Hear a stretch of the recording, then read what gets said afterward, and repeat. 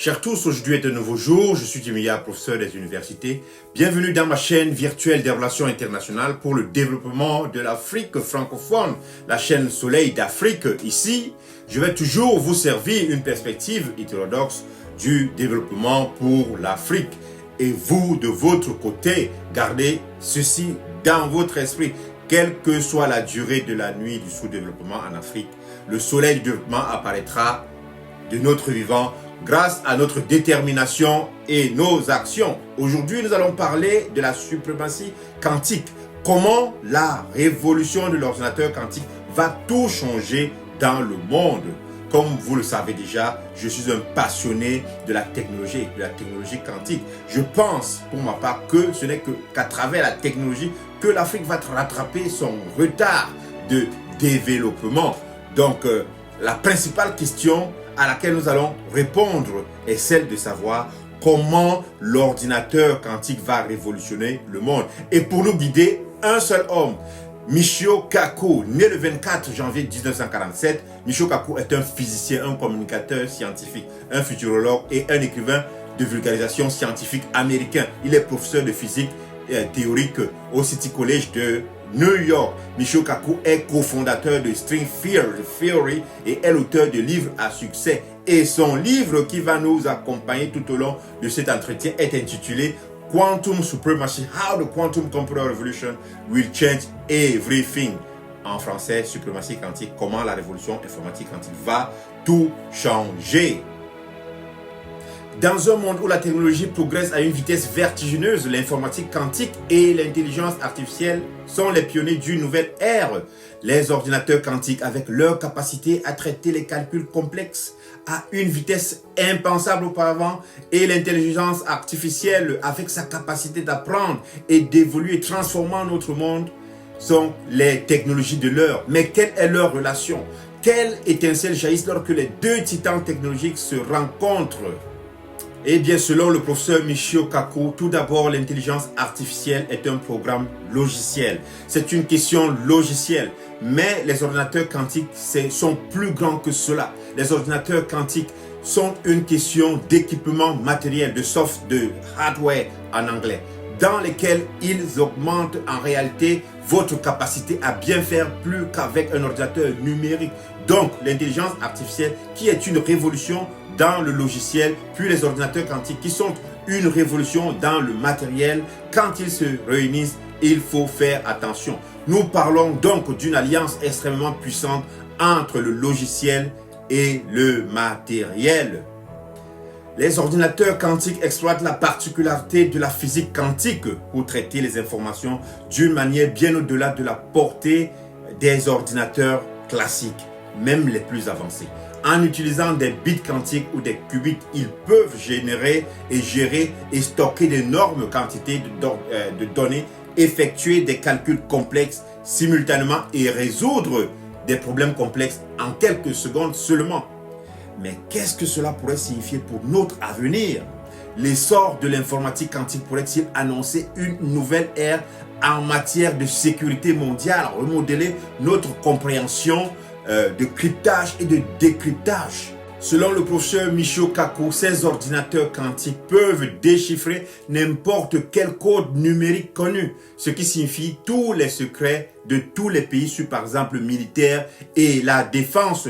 Tout cela peut être déchiffré par une quantité avancée d'ordinateurs, mais bien sûr, tous les autres scientifiques doivent le dire, car cela signifie de meilleures voitures, de meilleures fusées, de la meilleure nourriture, de l'énergie. Nous parlons de déconstruire les secrets du Big Bang par exemple, de la compréhension des trous noirs, des étoiles à neutrons, et d'autres énigmes. Tout cela sera affecté lorsque nous pourrons multiplier la puissance de l'ordinateur numérique par un facteur allant de plusieurs millions à plusieurs milliards. Nous parlons donc d'une nouvelle ère informatique qui va tout changer. Mais voici un fait fascinant. Alors qu'un bit classique peut être dans l'un des deux états 0 et 1, un bit ou un qubit quantique peut être dans une superposition d'états incarnant à la fois 0 et 1 simultanément. C'est le secret derrière la puissance de calcul astronomique des machines quantiques. Mais cette puissance inégalée pourrait-elle déclencher un nouveau type de concurrence, une concurrence mondiale, non seulement à la suprématie technologique, mais à la suprématie quantique? Selon le professeur Michio Kaku, les ordinateurs sont passés par 3 étapes. La première étape était les ordinateurs analogiques. Lorsque nous calculons sur des leviers de vitesse, nous remettons la manivelle. Puis vient l'électricité, donc le transistor. Et tout d'un coup, tout devient une question des 0 et des 1. Des 0 et des 1 en numérique, et c'est la révolution informatique d'aujourd'hui. Nous commençons maintenant à entrer dans la 3e étape de l'évolution de l'ordinateur, qui ne calcule plus sur les transistors, mais en compétition sur les atomes. C'est l'ordinateur ultime et vous ne pouvez pas faire mieux que de calcul sur les atomes. C'est à cela que sert l'ordinateur quantique. Il en existe déjà. Ces ordinateurs sont des millions de fois plus puissants que notre ordinateur numérique sur certaines tâches. Il y a donc une course entre la Chine, IBM, Google, Microsoft, une course pour voir qui pourra mettre sur le marché le premier ordinateur quantique polyvalent qui changera tout. La CIA s'y intéresse, toutes les grandes banques commerciales s'y intéressent, l'aérospatiale, l'énergie, etc. Tout le monde se demande qui sera le premier à commercialiser un ordinateur quantique capable de se passer d'un facteur d'1 million n'importe quel ordinateur normal. La révolution quantique n'est pas seulement une question de vitesse et de puissance. Elle concerne également la révolution quantique qui remodèle le tissu même de notre société alors que nous sommes aux prises avec les défis de la désinformation et du discernement de la vérité. Le potentiel des ordinateurs quantiques a passé au crible de grandes quantités de données, d'informations avec une précision sans précédent. Pourrions-nous envisager un avenir dans lequel les ordinateurs quantiques serviraient de vérificateurs de faits ultimes, séparer de manière fiable la vérité de la fiction dans un monde inondé de données? Est-ce l'aube d'une nouvelle ère de vérité alimentée par l'informatique quantique? Selon le professeur Michio Kaku, les ordinateurs quantiques peuvent agir comme un vérificateur de faits. Vous pouvez demander à un ordinateur quantique de supprimer toutes les saletés, de supprimer toutes les absurdités contenues dans ces articles et il le fera. En d'autres termes, le matériel peut vérifier certaines des déclarations faites par le logiciel. Avec un ordinateur quantique, vous pouvez vérifier les faits et vous pouvez dire que c'est correct à 90% ou que c'est totalement faux et vous obtenez des gradations de ce qui est correct ou incorrect. Si cela ne se fait pas légalement, dit Kaku, s'il n'y a pas de loi votée dans ce sens et si c'est le Far West, alors bien sûr les politiciens vont s'en mêler et cela va devenir un véritable gâchis. Nous savons qu'il ne faut pas crier au feu dans un théâtre bondé. Il y a donc des limites à la liberté d'expression et nous le comprenons. Mais comment imposer des limites aux déclarations écrites sur le web qu'aucun humain ne peut contrôler? C'est là que l'ordinateur quantique peut devenir ou alors peut intervenir. Les ordinateurs quantiques sont suffisamment puissants pour étudier l'ensemble du paysage et refuter raisonnablement des choses qui sont tout simplement scandaleuses. Les ordinateurs quantiques dotés de l'ordinateur ultime, leur capacité à effectuer des calculs à des échelles inégalées pourraient potentiellement être la clé pour percer certains des plus grands mystères de l'univers. Ils pourraient même nous aider à modéliser des phénomènes quantiques complexes tels que l'univers primitif ou des trous noirs. Mais voici une pensée intrigante. Pourrions-nous être les seuls à nous intéresser à ce phénomène? La civilisation extraterrestre avancée pourrait-elle déjà maîtriser l'informatique quantique, exploiter son pouvoir pour construire des civilisations bien au-delà de notre imagination? Eh bien, selon le professeur Michio Kaku, les ordinateurs quantiques sont des ordinateurs ultimes car ils sont en compétition sur les atomes. S'il y a des extraterrestres dans l'espace et ils pensent qu'il y en a, cela signifie qu'ils ont déjà maîtrisé et perfectionné les ordinateurs quantiques et qu'ils peuvent faire des calculs qui vont bien au-delà et au-delà de ce que nous pouvons calculer. Par exemple, un trou vert. Un trou vert est en principe une passerelle entre deux points éloignés de l'espace et du temps qui permet de briser la barrière d'Einstein est d'aller plus vite que la vitesse de la lumière. Mais les calculs sont épouvantables. Il faudrait peut-être un ordinateur quantique pour comprendre ce qui se passe lorsque vous traversez un trou vert et vous vous retrouvez de l'autre côté de l'univers. Et les extraterrestres l'ont probablement déjà fait. Ils ont probablement des siècles d'expérience avec les ordinateurs quantiques, pense Kaku, car c'est l'ordinateur ultime. Vous ne pouvez pas calculer quelque chose de plus petit qu'un atome. Et ils ont probablement déjà utilisé les ordinateurs quantiques pour naviguer à travers des trous verts de façon hypothétique. Mais pourquoi les ordinateurs quantiques sont-ils si puissants? Tout se résume au principe de la mécanique quantique. Ils exploitent deux propriétés clés qui les différencient fondamentalement des ordinateurs classiques: la superposition et l'intrication. La superposition permet aux bits quantiques et aux qubits d'exister dans plusieurs états à la fois, augmentant considérablement la capacité de calcul.